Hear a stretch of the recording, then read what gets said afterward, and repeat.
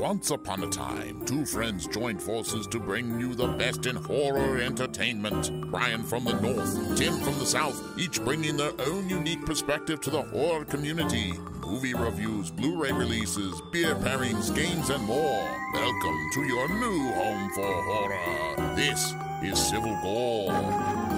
Hey there, everybody. Welcome to episode 193 of the Civil Gore podcast. I am your under-the-weather host, Tim. We are back.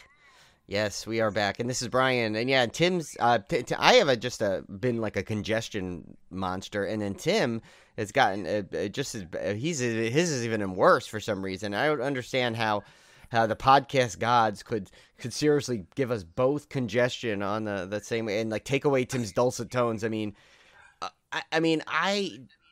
pretty much for my voice is obnoxious no matter where you slice it. So it really doesn't matter if I'm a little nasally. But Tim's livelihood is being taken away, his dulcet tones. Yeah, we've had a sickness running through the family. Kids got it first, then Olivia got it, now I've got it. It's nothing COVID related. The kids were tested, and of course my wife and I are vaccinated. But it is a really bad head cold. And I'm usually pretty good at dodging these because kids get sick all the time. And I've got a generally good immune system, and I tend to just knock these right out. But man, this one, something about it, it's really it's one of those that really just saps every bit of your energy. Like your body's fighting so hard that you're just tired constantly. So yeah, I did like a 2.5 hour nap today, which I never nap ever. And a 2.5 hour nap for me is something's really wrong. So yeah, but we're gonna power through it because we had to get this episode out.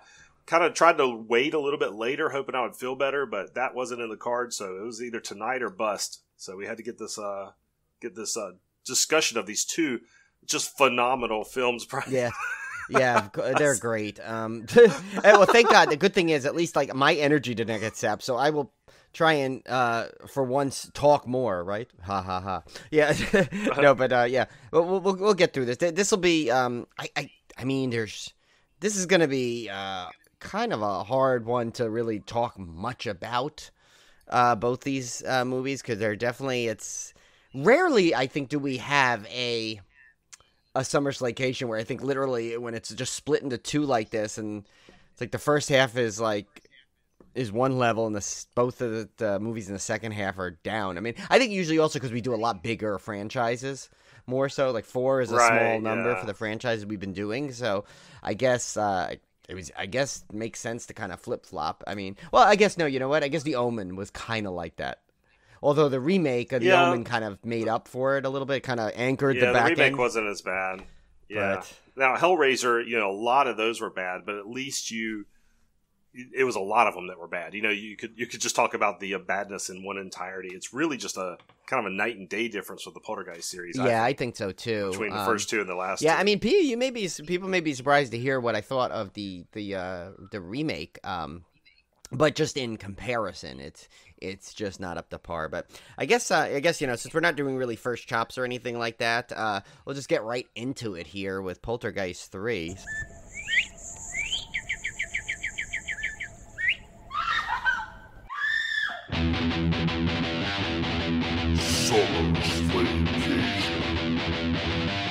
And this one is weird because, before Tim reads the whole, the usual spiel here, we were just talking before we started that this for some reason is getting a lot of love lately, and it's kind of funny that we happen to just be doing this series now, and I'm a little so I was actually looking forward to watching it again because I'm like, oh, maybe I missed something. I don't remember ever liking it that much.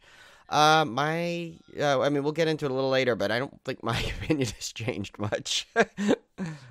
Yeah, so I was listening to a bunch of podcasts, and I listen to a lot of horror podcasts during the week, and I was listening to Colors of the Dark with Rebecca McKendry, and she was talking about some of her love of this movie, and then I was listening to another one. I think it might have been the Kingcast or one of them that they just somehow mentioned Poltergeist 3 in passing, and we're talking about how they love the special effects and stuff, which are good. We'll get into that later.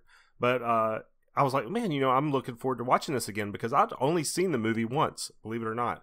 I did not even realize for the longest time that there even existed a Poltergeist 3. Yeah. I had seen part 2 before, but 3 was like relatively new. I think I saw 3 only after I started this podcast. That's how recently it's been. Oh, wow. And I only watched it once because I got the Poltergeist 2 and 3 double feature Blu-ray. And I went through the commentaries and everything on it. But honestly, I didn't remember a whole lot about it. This has been several years ago when I first watched it. So I was looking forward to watching it again, with a kind of a new set of eyes, taking into account what other people had said about their positive impressions of it. And I think I almost hated it more this time. Yeah, that's pretty bad. I mean, I really, I went in with an open mind. I actually expected it to be something sort of like Halloween 3, where it just kind of grows on you, and at some point you kind of really enjoy it. Man, it was rough. It was really rough. I was kind of almost live texting Brian throughout the thing, going, "Oh my god, this movie." But yeah, let's get right into all the cast and crew, that kind of thing. The housekeeping here. So the movie is Poltergeist 3, came out in 1988, directed by Gary Sherman, starring the great Tom Skerritt as Bruce Gardner. And Brian, as I was watching this movie, I realized that Tom Skerritt has to make up one of the holy trinity of men who can pull off a mustache. And I think the other two would probably be Tom Selleck and Alex Trebek. What about Sam Elliott? Oh, God. Yeah. So well, his is kind of in a class of its own. Like Sam Elliott's mustache is God, and then like the others are the Holy Trinity. Yeah, that's true. Yeah, his mustache is like its own living entity. I don't even know if it's like. I have a feeling like when he when he goes to bed at night, that mustache goes and has its own bed next. Oh yeah, I'm sure next to him or something. Like it's like almost like a pet. Like he sends it off and it. And he's got to feed it and all these things. Yeah. I'd love to someone needs to do a documentary on just his mustache. Not him, but his mustache only. Yeah, that's in a class of its own. But Tom Skerritt, man, he could pull it off. He could pull it off. He's got that, you know why he's got that facial expression that enhances a stash. I think that's what it is. Now, here's the hard part to do. Like, you have to try to, it's hard to pull off a mustache and not look like either a creep, or B, a porn star, or C, like a cop. Now, I understand. For a creepy porn star. But, yeah. But, I mean, I understand Tom Selleck, he played a cop. So, yeah, he's kind of on the fence there, but I think he pulled it off in other roles, too. So, I give him a pass on that one. Tom Selleck was one of those guys that, like, without the mustache looked weird, and, like, didn't really, like, it did, like, he had the exact opposite of where people don't look good in mustaches. He didn't look right without it, so... Yeah, that's right. But Tom Skerritt, I mean, he doesn't look creepy. He doesn't look like a porn star, or he doesn't look like a cop. He just looks like he's just wearing that thing well. Yeah. He looks like his own species, like a skerritt. Yes. Doesn't the skerritt remind you of like a little, like, not against him, but it sounds like something like almost like, probably because it rhymes with ferret, but it reminds like a rodent that people would have as pets, like, Yeah, but it's kind of skittery, like a skittery ferret. Yeah, like it's a little skittish and maybe has a little mustache. That's why. I don't know. I think we. Yeah, now that's sad. We like literally have talked more about mustaches than this movie so far. Yeah, but right, let's continue past Tom Skerritt because there are actually other people in this cast. The great Nancy Allen as Patricia Gardner. I love Nancy Allen. She's great. Of course, Heather O'Rourke as Carol Ann, who looks quite a bit different in this movie as we find out because she's on a medication that gave her some swelling and stuff, which. But she's still terrific. I mean, she's still really manages to soldier through in this. Yeah.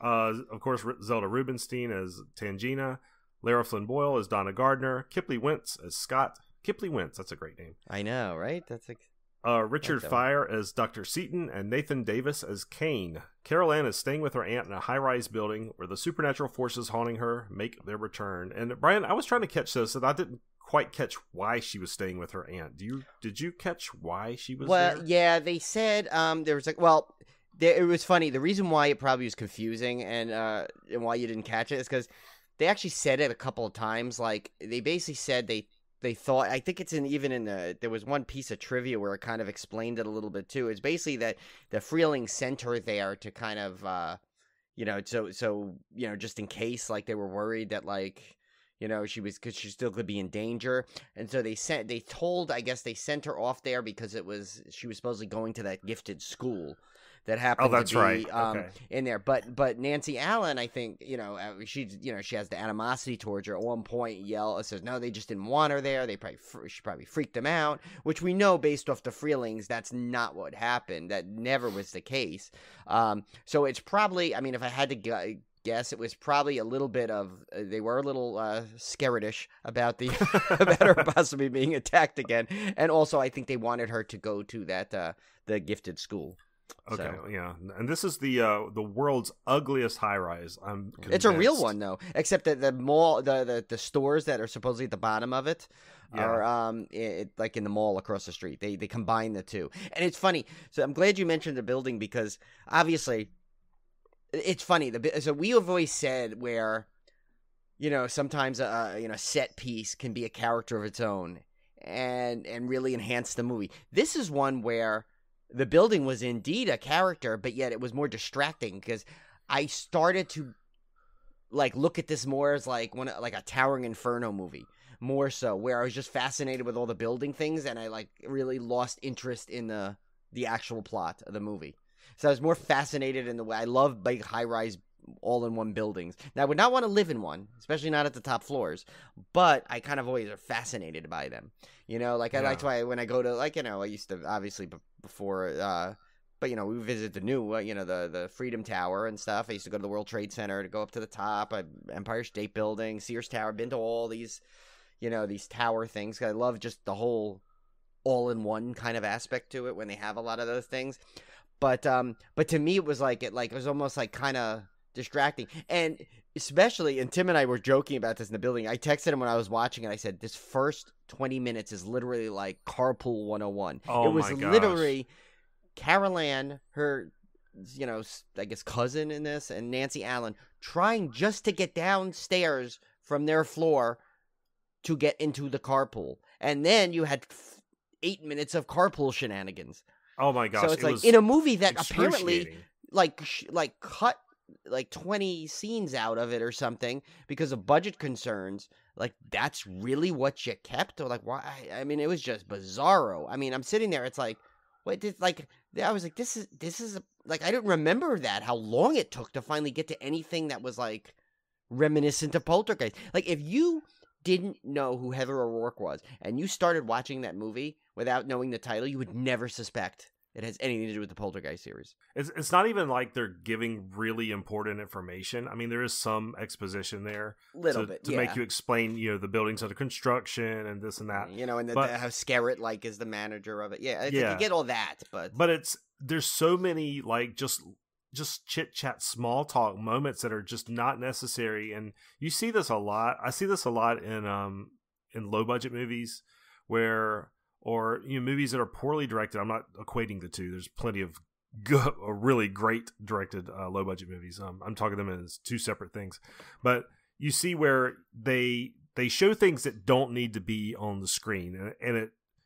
whether it's for padding or whether it's for they just don't know any better, but you don't need to see the guy go fill his car up with gas unless that's an integral part of the plot. You don't need to see anybody go use the bathroom.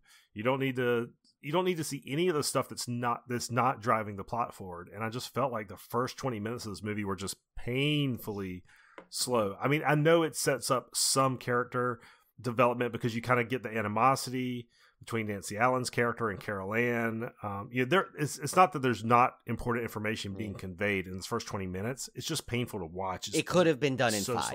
It could have been done in 5, yes. And it's not interesting. This building is so ugly. It was distracting. It's largely under construction, so you see plywood everywhere, which is just an ugly thing to look at anyway. And even the finished parts of the building are all I could think of was the poor glass cleaner that has to clean all those mirrors in this stupid building. When he was on the thing, yeah. Oh my god! I mean, that did lead to some cool sequences later in the film. One of the few spots that I liked, but the thing is they had. I still think with all that setup for the building, they still found a way not to use it as good. Now, granted, I know there were budget concerns on this movie, as you see in the trivia, and I know that the director was adamant about doing practical effects because the trend was starting to build at that point where CG effects and all these other digital effects were on the horizon and starting to really come into play. So he was adamant about doing the thing, but I think they could have done so many cool things, especially with the poster, the art for the for the movie where it showed that like view of like looking way up at the top of the tower, and it like, I mean, they could have made some really, if they would have used. Now I'm always a proponent for, of course, for practical effects because that's what we grew up on, that's what we love. But I mean, there's nothing wrong where there's no other way to get across a plot point other than to do a little bit of special effects, then use it. I mean, I could have had that building like totally look like really sinister in a lot of spots, and I felt like because it was practical, it was all like almost like Pepper's ghost effects and stuff they were doing, and like weird like little things. But like I would have loved to see the building be a little bit more.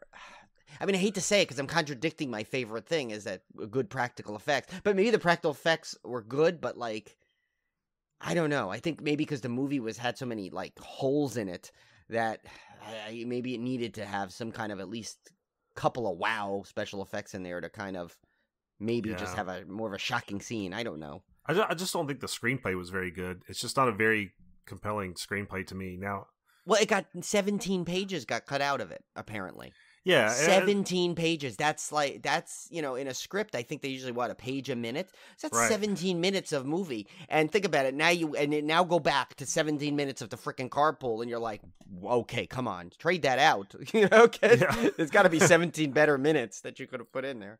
Now, this one does put in a lot more Reverend Kane, and of course, the original actor had died, so they had to use somebody else is playing the role, and he really looks nothing like the Poltergeist 2 Reverend Kane, which is kind of unfortunate. I mean, he's much more sinister, I guess monstrous looking than the one in the part 2, which was just plain creepy. But I found that distracting as well. I mean, I love the character of Reverend Kane, but just nothing beats that original first appearance of him in Poltergeist 2, and just kind of seeing this body double. You had mentioned last episode, I think he just reminded me of the tall man from Phantasm. Yeah, and I just could not get past it. Like, doesn't he look exact? He's like Angus Scrimm in this. Yeah, and so it's a little distracting because I'm like, oh, that looks more like Angus Scrimm then. But I mean, I get it. He died, so I mean, you needed to replace him.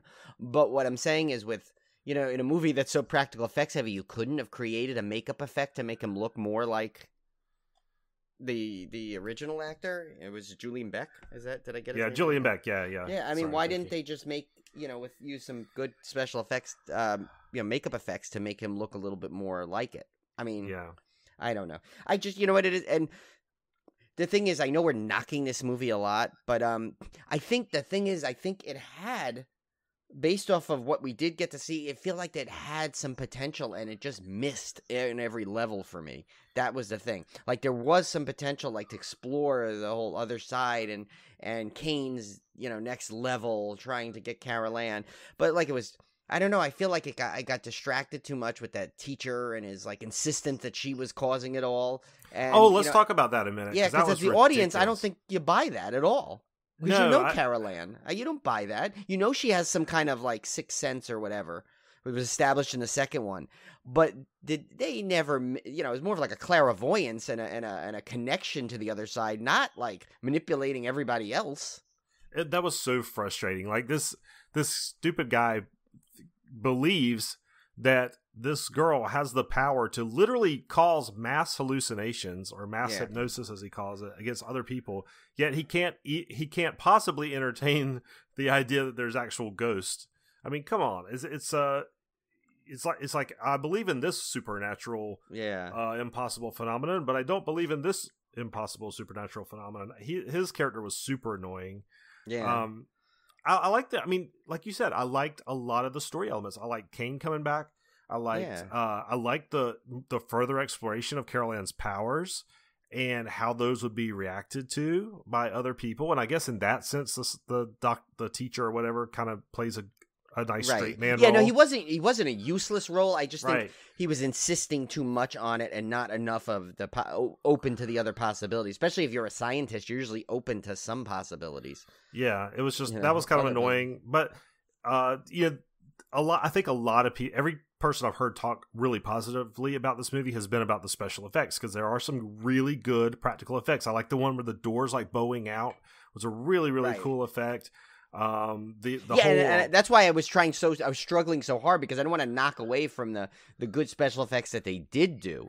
It's just, I think it's like, so it's hard. So you're right. I mean, there were some great effects. I mean, granted, some were like, little parlor trick effects, but it worked. That was the thing, like the making two duplicate rooms, so like one body double, could basically stand. Yeah, I found those fascinating. I like those effects because, even though you kind of, you know how it's done and you know what's being done, I find that really fascinating to see it portrayed in the camera. So there's no, there's no editing tricks, there's no CGI. You're seeing it kind of play out live. I thought that was really, really fascinating. I think that's kind of the love a lot of people have for this movie. The pool scene's another one, another great scene with practical effects. So I can understand that part, and I totally agree with that. It's just that getting to those parts can sometimes be a real slog in this movie.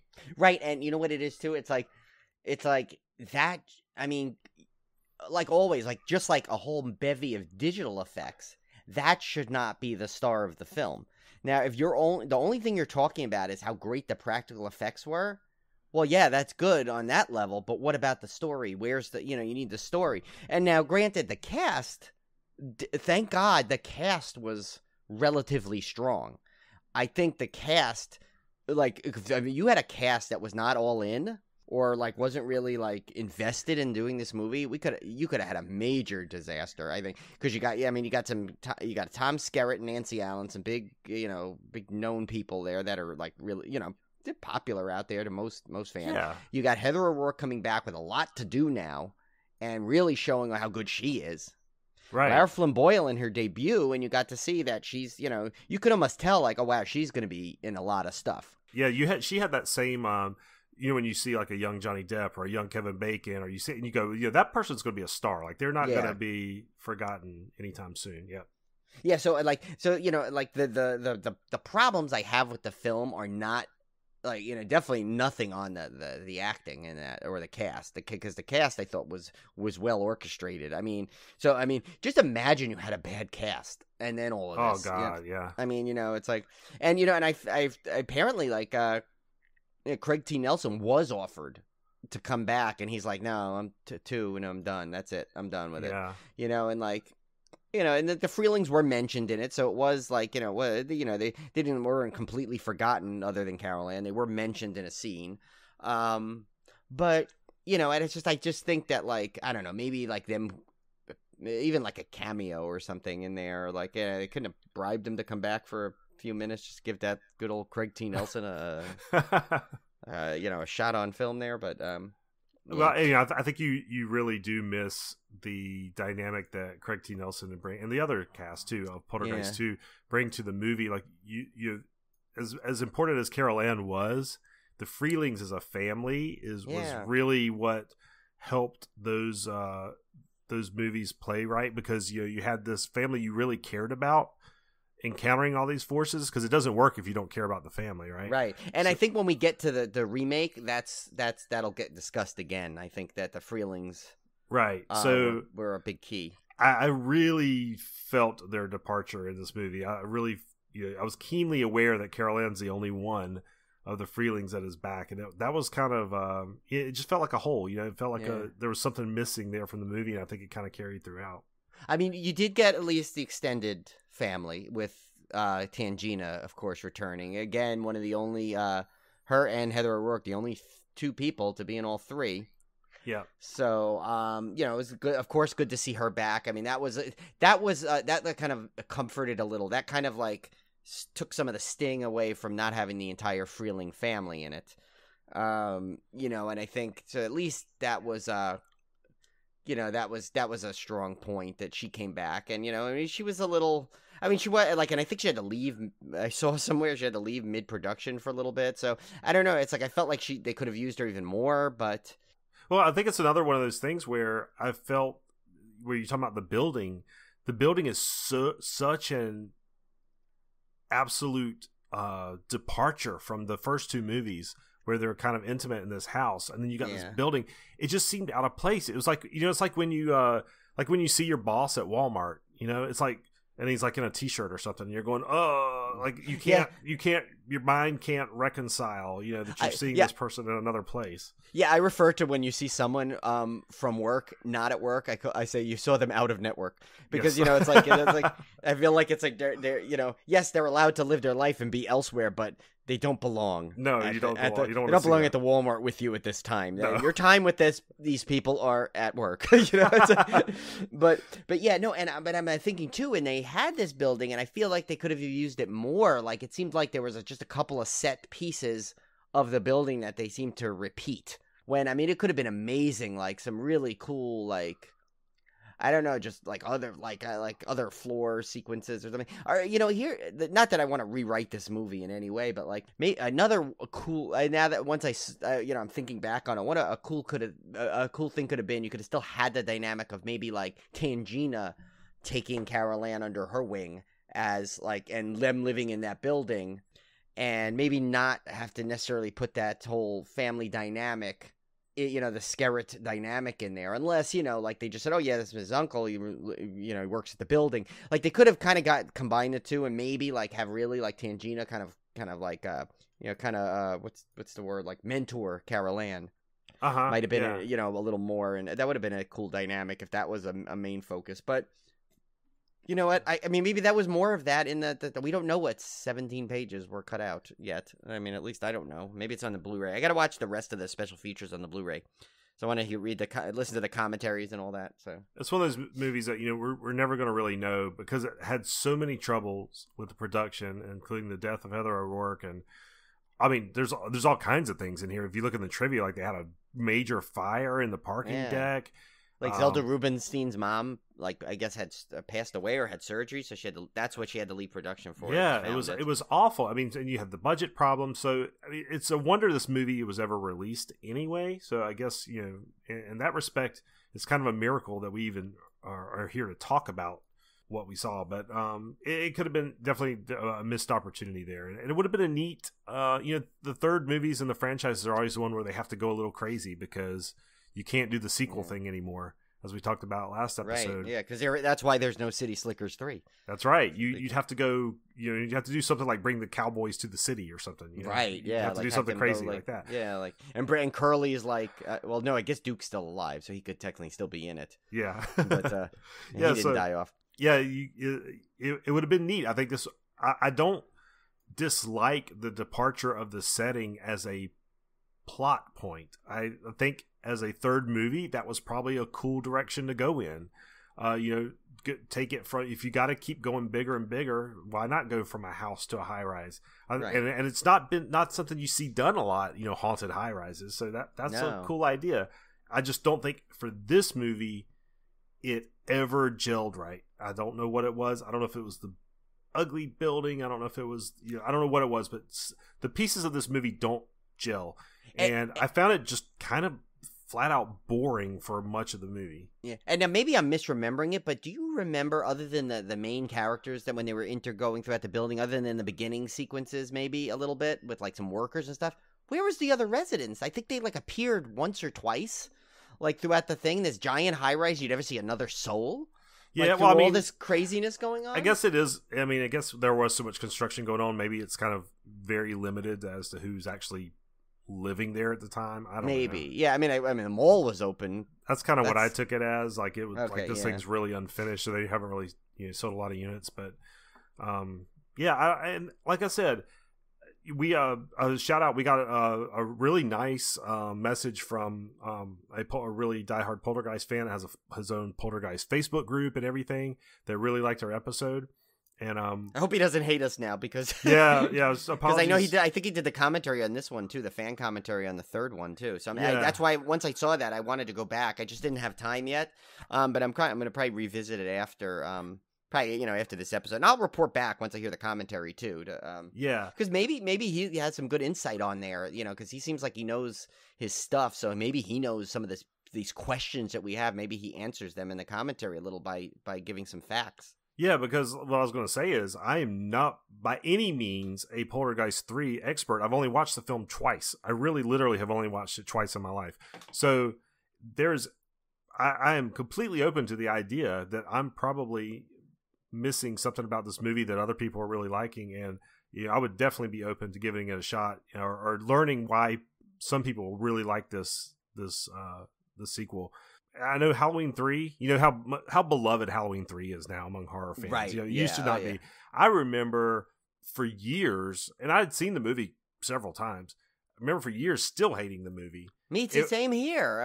Because we loved Michael Myers. But... Yeah, and it wasn't until I got that big Halloween box set and watched that movie probably 4 times, because I not only watched it, but then I was watching the various commentaries, and then I was watching the extras, that I really gained an appreciation for it and grew to love it. Sometimes you do have to watch a movie multiple times to really start dialing in on the things that you love about it. And there's every possibility that Poltergeist 3 could fit into that category. It could. And remember, again, you and I have been watching them. We just watched the original, the second one, and now this one. So all of them are really fresh in our minds. So 3, has to now live up to the first 2 automatically, right off the bat. I mean, it did anyway, but I mean, so recently right off the bat.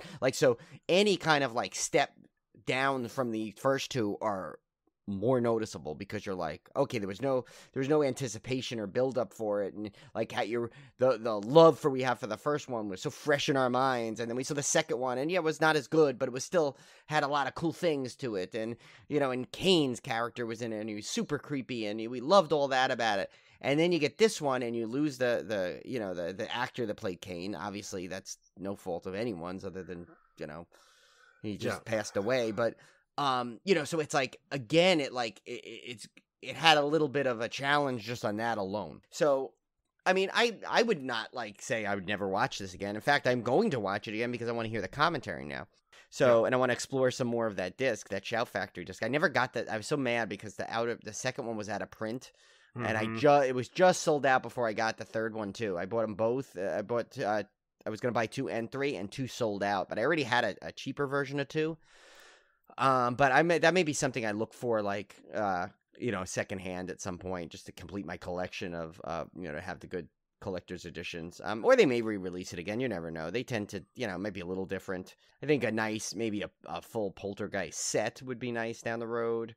But I do have the collector's edition for 3, so I'm gonna delve into that a little more, because I think that has some of the deleted scenes that, the original ending on there. So I want to see that. But yeah, I mean, there's really not much more to say. I mean, we can definitely go through some of the trivia here. I mean, there's a lot of trivia. Yeah, I think we actually. I was kind of going through them, and I think we actually covered most of it. Yeah.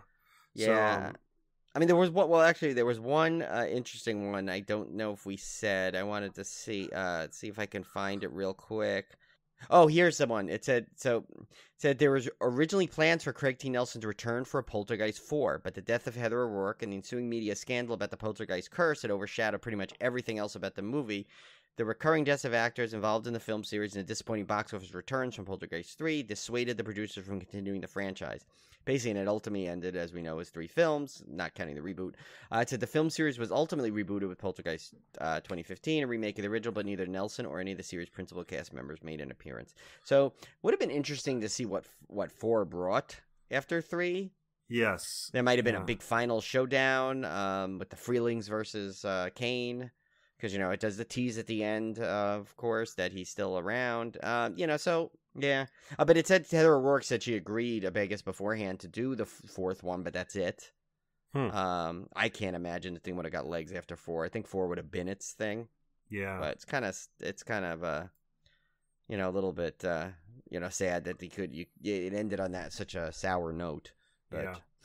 All right, well, let's turn our attention to the remake then. Poltergeist from 2015. This is a movie that I had not seen. Brian, you had not seen it either. I don't believe. No. When it first came out, was announced, I just absolutely refused. I was not going to see a remake of one of my favorite movies of all time. And I held to that promise until this episode. Yeah. Of course, it wasn't. Seriously, I got over that pretty quick. It wasn't like an anger or anything issue to not watch it. It's just that it's one of those, when it came out at the time, I had no interest in seeing it theatrically. And then when it came out on Blu-ray or for rental, I just never got around to it, honestly. And it's not one that, I'm not going to go pay $6 to watch a movie that I don't really want to see. You know, it's just Right. so you kind of over time you kind of forget about it unless it just pops up on Netflix or something. I probably will never see it or you know, unless I have to do an episode about it. So that's the only reason I didn't watch it. It wasn't because I had this long simmering hatred or anything. And I really went into the remake with a really open mind. I was actually expecting to probably be pleasantly surprised. So let's talk about the cast here. We have this was of course 2015, directed by Gil Keenan. Starring the great Sam Rockwell, one of my favorites, as Eric Bowen, Rosemary DeWitt as Amy Bowen, Saxon Charbonneau as Kendra Bowen, Kyle Catlett as Griffin Bowen, Kennedy Clements as Madison Bowen, Jared Harris as Kerrigan Burke, Jane Addams as Dr. Brooke Powell, Susan Hayward as Sophie, and Nicholas Brown as Boyd. A family whose suburban home is haunted by evil forces must come together to rescue their youngest daughter after the apparitions take her captive. And this one, I'll have to start by saying, I actually hated this remake more than I thought I would. Oh, really? I was the exact opposite. Oh my gosh. Yeah, I knew we would kind of differ on this one, Brian. But you know, maybe you can chalk it up to me just not feeling well this week or whatever. But I came in really wanting to like it. I love Sam Rockwell. I mean, I'm a big fan of his, so that was a real plus for me. And I didn't even realize he was in this until I forgot he was in it until I hit play. And I thought he was just a fantastic not replacement, but he's a fantastic kind of homage, if you will, to Craig T. Nelson. Like, he has that kind of everyman persona about him that I thought fit really, really well for that kind of character. With like the hint of zaniness. Yeah, he was a perfect choice for this. And you know, they're not trying to be the Freelings, right? It's a new family. They're not trying to make a shot-by-shot remake of the original. No, and it's definitely like, it is modernized. It is not, and it's not trying to do like an 80s homage either. It is like full on like Poltergeist now, in 2015. Poltergeist 2015. But here's my problem with remakes, and I was thinking about this as I was watching the movie. Most good remakes are movies that were remaking and fixing issues that were in the original movie.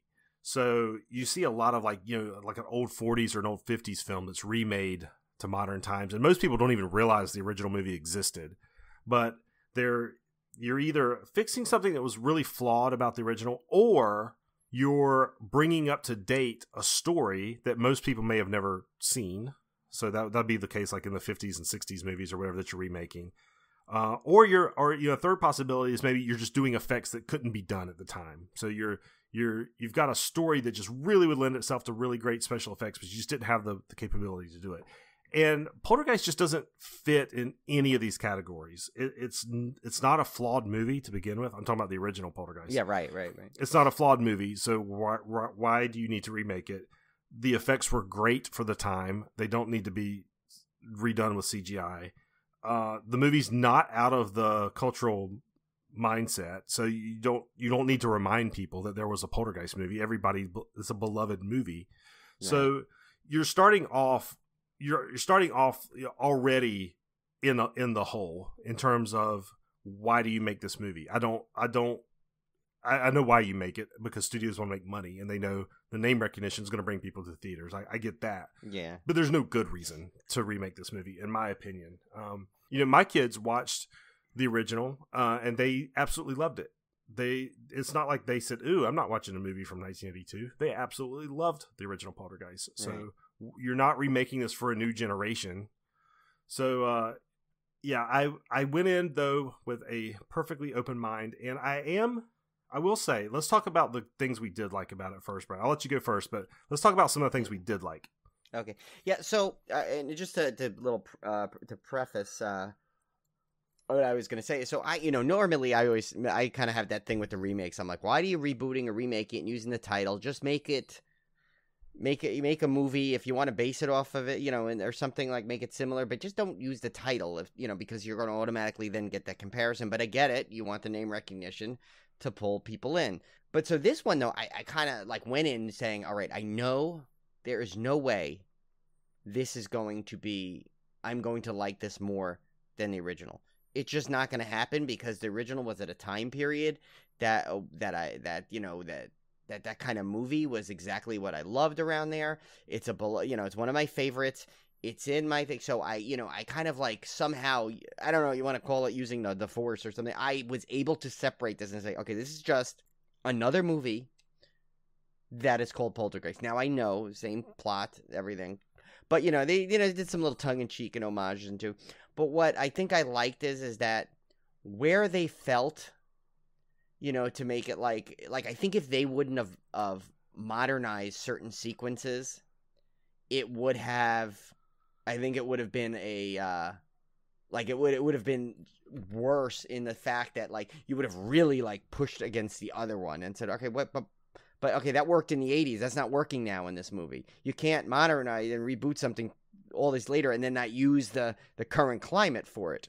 Now, I know we've said certain technologies, you know, will data film, but as long as it's not the main, the sole, like, you know, the sole like plot of it, you know, or there's a plot device in it. So, like, for some of the things, like, I liked that, you know, when they were having issues, you know, the older sister's phone started to frinkle out, you know, and that was really, they didn't make it too much of a thing, you know, they made it kind of more of a joke in there. She got the new phone and then frinkled out again, you know, and that's like, you know, they didn't overkill it. The fact that, you know, obviously if they would have brought in another Zelda Rubinstein clone, that would have just been an epic disaster because you would have said it's not Zelda Rubinstein and she's not as good, or, you know, that kind of you know, that kind of character just doesn't fit in, you know, like right now, that like kind of kooky, like, you know, that's such an 80s character. I'm glad they upgraded to a ghost hunter, you know? Yeah, and I will say I really like Jared Harris. Like I like him in everything I've ever seen him in. And so I was really excited about his character. It's the one bright spot of this movie. I really like the whole you know, TV supernatural ghost hunter star was in this, because, you know, that's probably what would happen in real life. Yeah, so I really like that. Yeah, and it wouldn't be so like isolated, like you feel like in the first, you know, in the original, like, you know, that no, you know, nowadays, you know, that back then, you know, you could probably have like a quick haunting like that and not really get around the news. But here, you know, there's no way that happens, and it's not going to be all over the internet in 12 seconds. It's not going to be on every TV thing. Technology is and news spread so fast, as we know. There's no way that's exactly what wouldn't have happened. They would have had the first ghost hunter guy you can get there, like in a heartbeat. And so that's what I meant. That's one of the things I liked about it, is they modernized it, you know, pretty well, like in the right spots. But they still kept the essence of the original story of a family that, you know, I mean, yes, they gave the additional challenge of him being out of work, and, you know, but there were differences in that aspect. But, you know, there was the same thing with the three kids. Okay, the younger kid was afraid of clowns. I mean, the middle kid was afraid of clowns in the tree. And I like that they didn't just make it like, okay, one clown guy. This time there was like up the clowns, and they made a bigger tree and did more things, you know. So it's like, I just like that the decisions they made were like, I thought they were smart decisions, where they were gonna like up the game on certain, you know, beloved scenes that were in the thing. So they didn't try and like, they kind of, you know, yes, it was a major homage because it's the same plot structure of it, but they did it in like, they like made use of it in a good way. So now, of course, that kind of contradicts, again, kind of what I'm saying, you know, bigger, you know, all these crazy effects, and, you know, Poltergeist mostly had all practical effects. But I feel like it, you know, for what this movie was going for, that it worked for this movie. You know, this movie to me was like a typical haunted house movie that would come out in 2015. And I like those movies. So that's, I think, why it sat well with me. Because I looked at it as like, oh, Sam Rockwell's going in the house, and I could easily, it was just, there was enough, I wouldn't say enough different, because it was, you know, I mean, obviously you could tell it's what movie it was based on, but, you know, there was enough elements to it that could, you know, maybe because around the time, and there's so many movies that are like that now, so maybe its familiarity kind of advanced it over those movies for me, and so I'm kind of holding it against those movies rather than the original. You know, because how many times have we seen the plot of the new Poltergeist done in a certain way, right? Yeah. I mean, and you probably make it on all, you know, all go back to that Poltergeist, and I'm sure people say, well, Poltergeist took it from this, you know, whatever. But the thing is like this one, I went in with pretty low expectations, and just knowing that it was not going to beat it. So I guess beat the original. So I guess by doing that, it just opened me up to just enjoying what was presented in front of me. And that's hard for me to do. I don't know why I was able to do it this time. Yeah, that's interesting. But I did. Because I was kind of the opposite. Like, to me, I was expecting, and maybe I was expecting too much, but I was expecting a little more than what you said, a typical 2015 haunted house movie. And so I felt like this, you kind of looked at it as it elevated the common mid-2000s haunted house movie, whereas I thought it de-elevated Poltergeist down to their level. So we kind of looked at it from two opposite ends of the spectrum. I like I said, I like the ghost hunter aspect. I liked the some of the things were cool, like the idea of using a drone and stuff. I think is kind of silly, but also kind of fun, to bring it up. But to again, it used the modern technology at the time. Effectively, like in spots where they could upgrade things that didn't exist back then. Yeah, well, I thought that was good because anytime you make a remake, if you're going to make a shot by shot Psycho, like that. It just doesn't work. But so you got to do something different. I just don't know if this movie did enough different. It was almost like, yes, it did things differently, but it was in this framework of this really bland, by the numbers haunted house movie that I've seen so many times before. And so then on top of that, you're layering in things I've already seen in Poltergeist before. Like the clown was actually scarier and things in this one, I actually thought. But there was multiple ones. Remember, there was like they were all like it was like a hidden room full of clowns. But there again, that's one of the other challenges of remakes is how do you make it different but also make it the same? How you got to have enough of it so that it's identifiable as what you're basing it off of, but at the same time you can't make it so similar because people have already seen it. It really doesn't work in a horror movie because horror movie remakes are especially hard because if you know the scares already, what's the point? And in Poltergeist, there's going to be a scary clown, there's going to be a scary tree, right? And so I went into this thinking that when we get back to the cast, I thought individually all the actors were really good. The kids were really good. Sam Rockwell's, of course, good. Rosemary DeWitt's great. But I never felt they gelled as a family. I don't know if it was the chemistry was wrong. To me, the whole family dynamic just didn't work. With the Freelings, and again, maybe this is nostalgia talking, with the Freelings, I just felt at home. I felt like they were a real family. I felt like they were a real couple. This one, I just could not shake the idea that these were all actors playing parts. And I could not get past it through the entire movie. I just never felt any connection to these characters. I never felt any connection to the girl like I did Carol Ann. So when you take away that, then now you've taken away your emotional tie to the characters. And if you don't care about them, you don't care what danger they're in. And then now the movie falls apart. Yeah, I was going to say that too. It's a very interesting element, right? So, like I said, like every performance in it, I think was good. You're right, but they weren't the Freelings, and I think that's really what I didn't know how I was going to articulate it, but I think you did it perfectly. That's what it was. It didn't feel like they were connected. Like at one point, I thought maybe even like was like Sam Rockwell's character. He was like the stepdad to one of them. Like I feel like there was just a weird like dynamic. Like right. It's like. He almost played like sometimes like the goofy uncle rather than the father in certain scenes, but yet it was a great performance. It's just I think the original Poltergeist. We said this when we saw it. The biggest, one of the best parts of it was that family, and you don't have that in this one, which is why I think, and that's it, But here's the thing too. If you think of it this way, families in the 80s. Were much more tight-knit because there weren't people on their phones. There wasn't computers where you can, go online all the time. So in this, there was like, I think there was just more like, like how the daughter was disconnected because she was always on her cell phone and this and that. So the family dynamic is much harder to achieve now or believable in a movie. Like, you have kids there. I mean, Josh was playing Fortnite all the time, right? Yeah, and, exactly. And so it's hard. Like you really cherish those times when all four of you were together focusing on the family. And it's rare. But it's rare now. Yeah. And it's just because everything is different. There's technology, there's things, and both parents work a lot more now than they did back in the 80s. So there's the family dynamic is harder to get. So at some level you may say, well, they nailed it then. But the problem is the strong love that people have, I think, for the original Poltergeist is you love that family. You love the Freelings. The Freelings were the key, which is why the second one was still good and the third one dropped off. Yeah. You know, one of the things. So, I mean, it shows that that for this story, the family dynamic was super key. Now, granted, you did what they did. They did have the brother and his hero moment, and he, you know, the love for his sister, and he overcame his brother. I kind of like that. Yeah, that was not bad. You know, that was kind of cool. But still, the whole family together just didn't seem to match. They didn't mix well as the Freelings.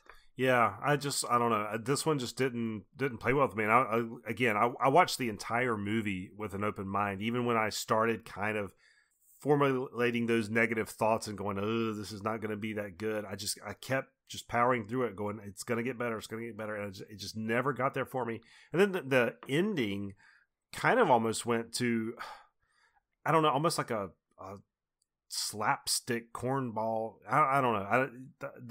The whole ending didn't land well with me, and it got just so unbelievable. I don't know. Maybe, I mean, I know we talked about in the original Poltergeist, the stuff that's happening to them is just completely insane.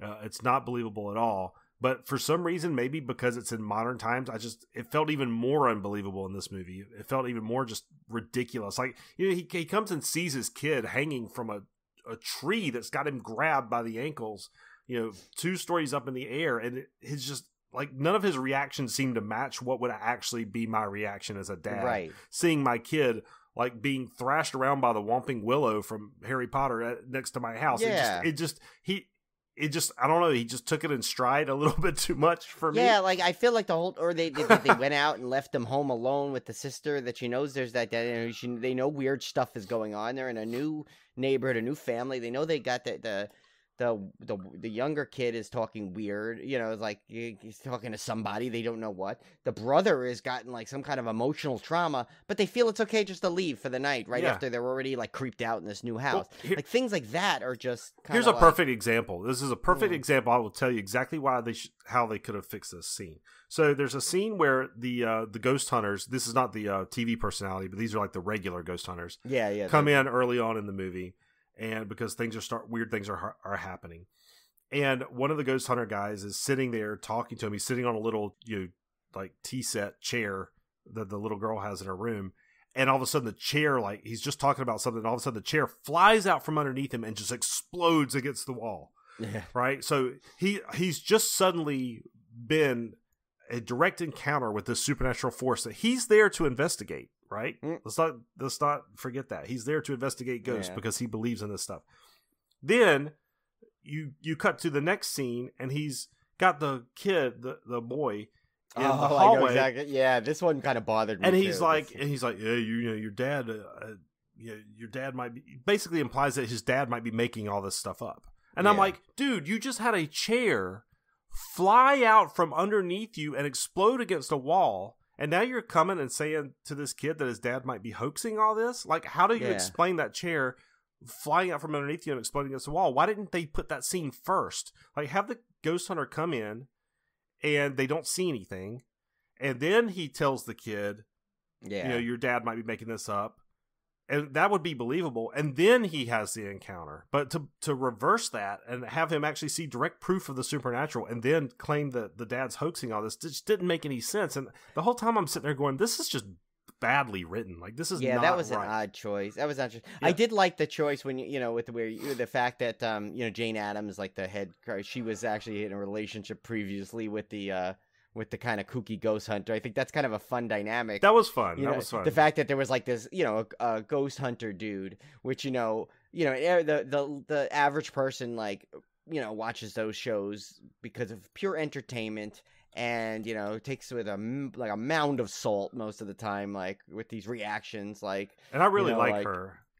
Yeah, and Jane Addams, I think she's great. I think everything she's in, I usually like her. So, and so, like, the fact that I like that dynamic, you know, that made sense. But, like, you know, she's, like, her team is, like, the serious group. So, like, you're right. That scene to him doesn't fit where it did. Like, it was just, like, I don't know who the editor was on that, but that that like if I were the editor, I would have the director, I would have said, why'd you edit it this way?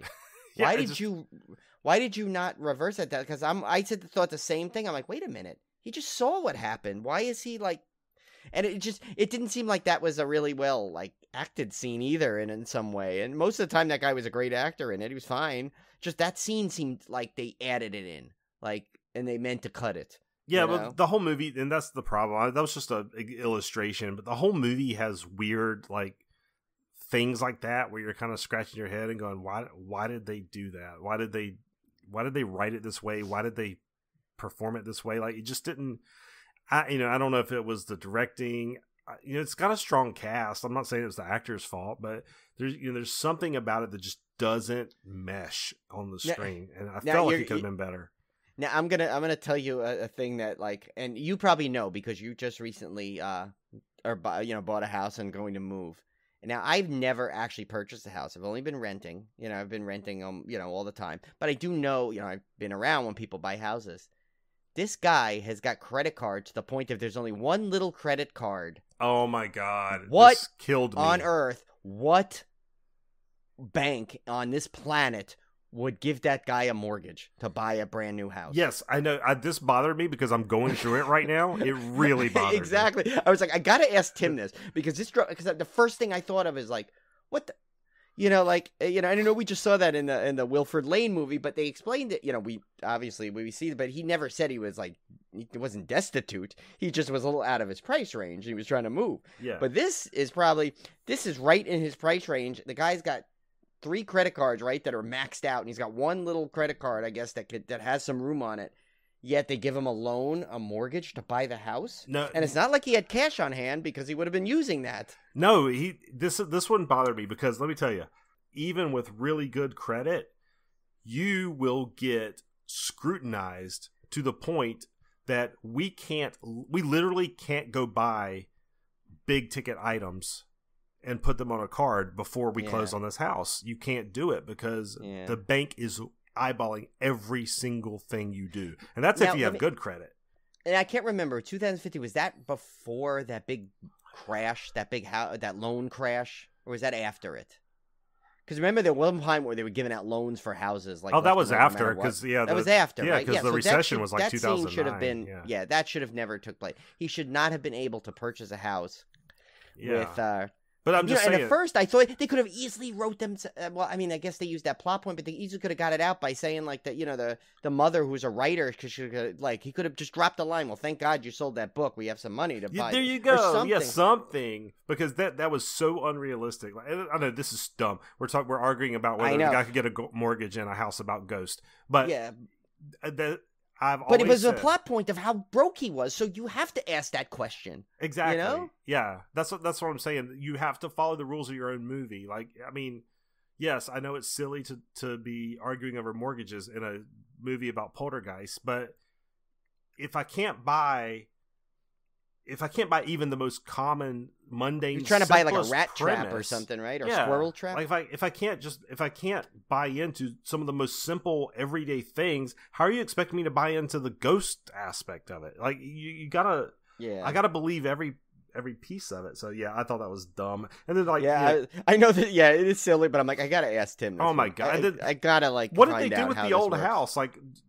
apparently, I mean. So you're just going to leave everything you've got and you're going to drive in your car and go find a new house? I mean, I don't know.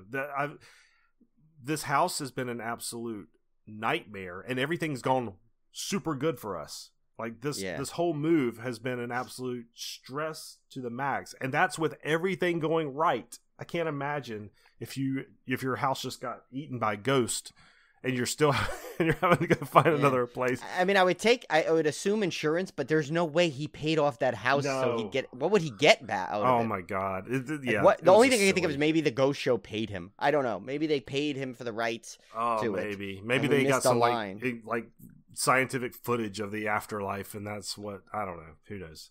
because it seems like they're looking at another really nice house. Oh, that was not a small house they were looking at. No, and they had the joke about the closet, which I thought that was okay. That was cute. That's funny. Good callback at the ending there. They don't want a closet. Just like when it was their version of Craig Nelson shoving the TV out. Yeah, because they didn't really use the TV. Fine, got no problem with that. But Craig T. Nelson also was like probably had a decent salary at that point. Before he quit that job. He was probably doing really well. He was the number one real estate guy in that first, so he's probably fine. I don't think the Freelings were ever short on money. I mean, the second one they implied that they were struggling, but at this point, they were staying in a little dinky motel. But but this family, it's like they were just showing how he literally paid his last little opening card on a bunch of stuff. They have no house. All their possessions are pretty much destroyed, and they're driving. And now they're being choosy. And laughing it off, though? That's the thing. It's like, why? It's like, wait a minute. Why show the whole scene with him struggling to pay for a few things at the store, and then he ends up buying an iPhone and stuff for his daughter. And I know it's supposed to mean he'll do anything at this point to keep his family. Yeah, but I don't know. It did not work for me. None of this movie worked for me. Yeah, and just another little knock that this is just something every movie does. Drives me crazy, and just a little nitpick. But since we're on these little nitpick things, I hate how in movies and stuff, when do you ever bought a cell phone that's just in a bag, ready to go, turns it on, and oh, boom, I'm ready to go. Oh, look at my stuff is all in there. I hate that too. Yeah. I hate when they do that because, granted, now with iPhones, you can when I got my brand new phone just recently, the ease of transferring my old stuff to the new one with that new. That little QR code thing is like a lifesaver. Oh, that's cool. I love it. I did that too. But still, you had to have the old phone. Yeah. This girl's old phone was destroyed, right? It bricked, and then so he just comes home with a brand new phone. She's automatically texting all her friends. Well, I mean, I think it just goes to show that this movie, that we're nitpicking about these kind of things, it's just fundamentally flawed all the way through. Oh yeah. No, there's just little Yeah. So I guess we should go through some of the trivia for this one. Again, I wouldn't say a whole lot here, but a nice little Toby Hooper reference here. The bumper sticker on the Bowen vehicle during the last scene says Hooper High School, which is of course a reference to Toby Hooper. That was a cool little nod. Yeah, I can't imagine. There's a thing here that Tom Cruise was considered for the lead. There's no way Tom Cruise would do this movie. There's no way he's pulling this off. I'm sorry. This is not. Tom Cruise is not that kind of an actor. I'm sorry. He just doesn't fit. He's okay as a family guy. He did great in War of the Worlds. He's but there's a certain a Sam Rockwell is the kind of guy you need. You know who? You want to know who I would love to have seen in this role? Paul Rudd. Oh yeah. I think he would be great in this kind of a movie. That's his kind of role too, where he can play serious, but that little hint of zaniness and kookiness, But Sam Rockwell's got that almost the more of a look, to fit it well. Yeah, he's kind of got the man's man look to him. Yeah. He's just and he's got it's kind of something always off about him, even when he's a good guy in a movie, Yeah, he always seems a little dangerous in a way. You never can always trust him. Right. If there's ever a movie where you just go into it, right, and there's 5 actors in it that you're pretty much familiar with, and you somehow get tipped off that one of these actors is not what they seem. Always Sam Rockwell. Oh yeah, always. I love him. I think he's one of the best actors out there. I thought that Confessions of a Dangerous Mind. Phenomenal. Where he played Chuck Barris. That was great. Yeah, he was. He is a great actor. So the knocks on his character, I'm not I don't think it was him. I think it's the way it was written. I think he gave the best performance you could possibly give for what was written. Yeah, it goes for all the cast. I think the movie itself was flawed. It wasn't the actors or anything. Yeah, no, I thought each actor was great in the role they were in. Now this is a piece of trivia I really liked because it kind of clears up a common misconception that we always make the joke, oh, your house was built on an old Indian burial ground.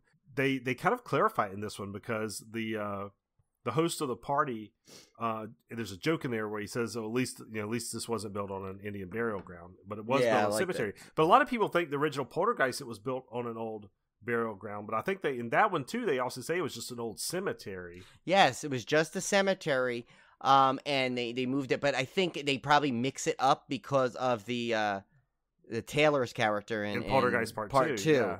So I think that kind of confused because I think originally, there's it's one of those like Mandela effects. I think. Yeah. Yeah, so I thought that was interesting because I always talked about that too. I was like, it wasn't an Indian burial ground; it was a cemetery because they moved headstones. Indians didn't have headstones, right? And they said like cemetery. people come to visit, and that was kind of funny. And I mean, they did. I will say like that the main character, the main girl, she obviously had probably one of the heaviest responsibilities because she had to deliver the iconic line. While it was not as creepy by far, not as effective as Heather O'Rourke's, I thought she did an admirable job to deliver the line well enough that it didn't stand out as a problem. So I thought that was good. Because like there was a thing in here they said like most overt direct homages are that one, but they also said they said the object's getting pulled into a certain direction, the tree coming to life, the corpse emerging from a hole in the ground at the driveway at the end. And, so it's like, there's a lot of, they definitely pulled a lot of like homages in there, which you would expect. Yeah. You definitely would expect. But like overall though, I have to say like, I know you weren't, you didn't really like the movie, but I actually enjoyed watching it. Like I didn't find myself bored one bit. I found myself totally in the movie. I mean, to the point of where I was literally picking up the littlest nuances that didn't make sense. So it's like that's how. And I was on the plane watching this. I watched this on the plane out to California. Oh wow! So I kind of like that was what I did. I downloaded it on my iPad. I'm like, okay, this is what I'm gonna watch on the way out. I was all excited. I think maybe it was just I was in the right frame of mind to watch this thing. I was just like, okay, good. I got my movie on the plane. I'm ready to go. Let's watch this thing. And I enjoyed it. I enjoyed watching the movie. Now, and I'm holding it separate the best, as much as I can from that original because I knew no matter what, it just didn't have the same emotional connection and, the nostalgia from it. So it was never going to be able to beat it.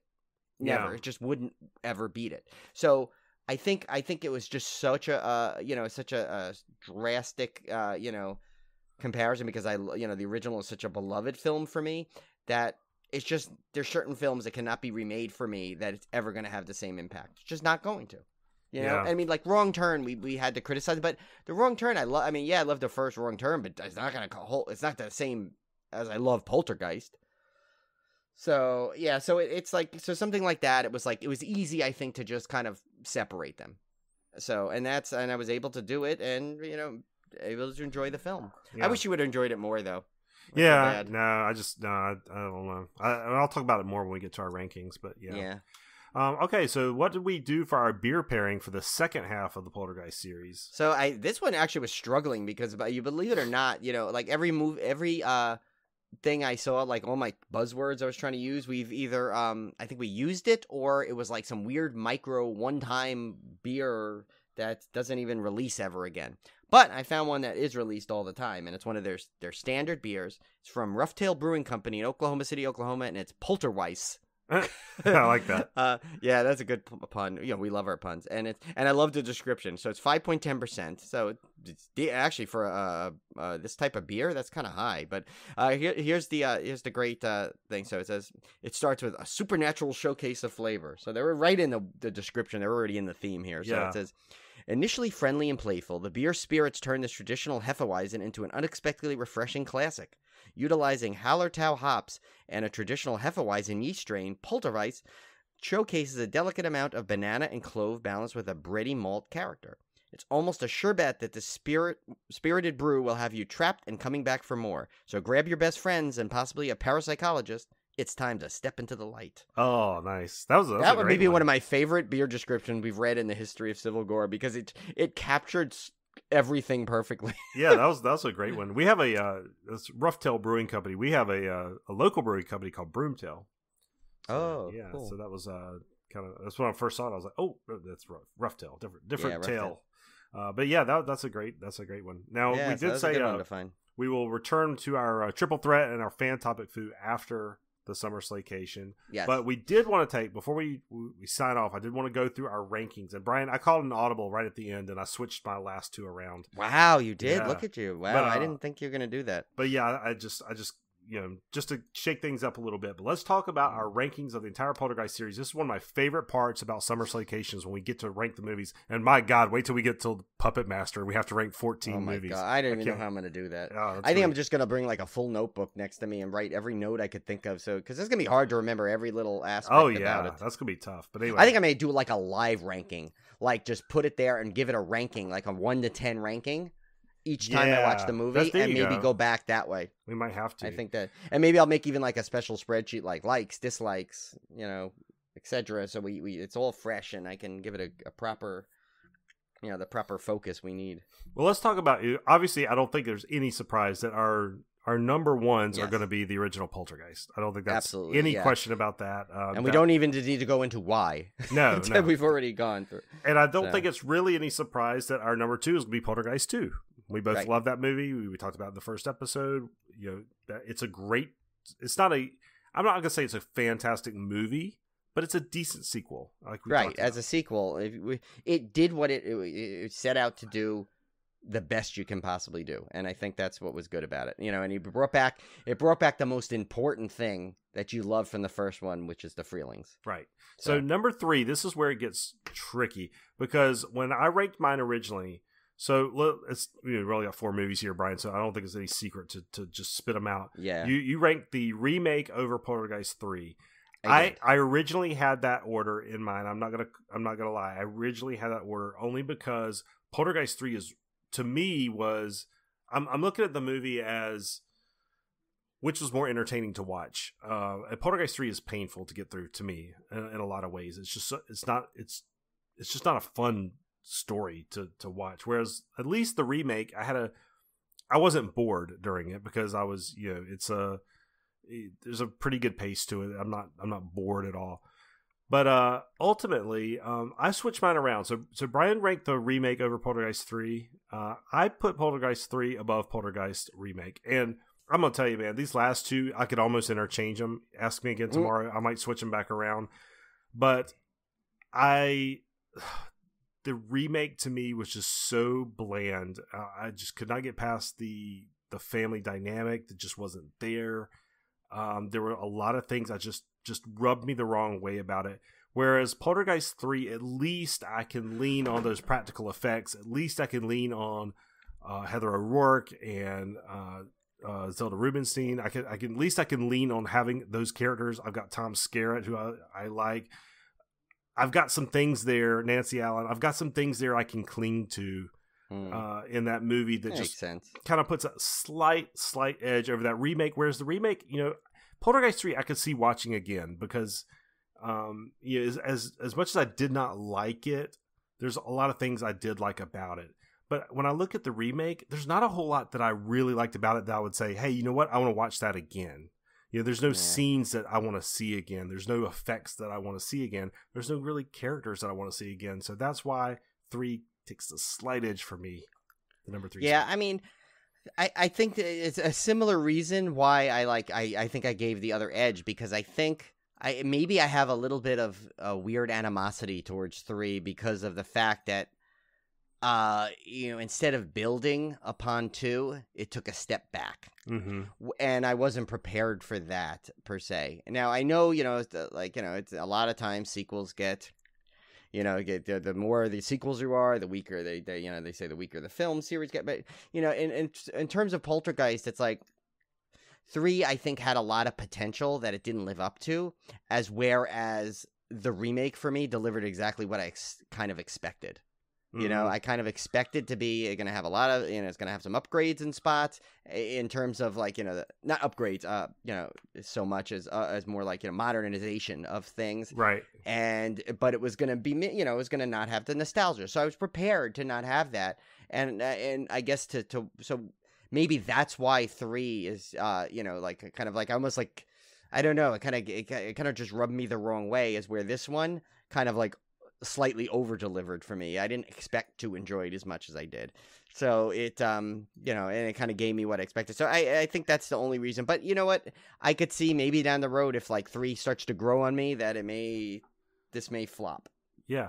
So I mean, I like it. I like it though when we kind of have some differing opinions on the rankings. Yeah. I mean, it makes for a good and conversation. It's not like, Yeah, and it's not like either one of them are so like so drastically like it's not like they were like 3 and the remake were like, you know, top so 2 polarized apart by like so many things, and you know, and it's it's not like I ranked the remake as my number 1 favorite, and then I didn't go crazy. So well, I mean, but I think both of us, we could probably switch those 3 and 4 around rankings around on any given day.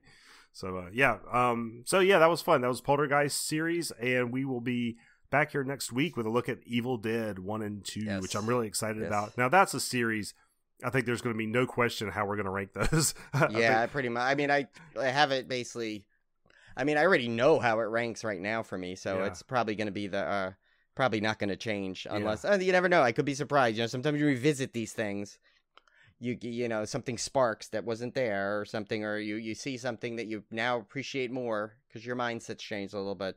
I kind of have a feeling the way I'm going to do it. So it's always fun though, because I go into some of these beloved franchises and go, I know everything about this franchise. I've watched it multiple times, and I always see something new or learn something new every time I do it for one of these summer Slaycations. Without fail, you gain some new insight because I'm watching it with a different eye than I am normally. So should be fun. Hopefully I'll feel a little bit better next week, guys. So apologies for the maybe a slightly shorter episode. It actually turned out a little bit longer than I thought it was going to be. We apologize for my raspy tones tonight, but we'll try to lack of dulcetness. I'm gonna get some rest tonight, and we'll see you back here next week for Evil Dead.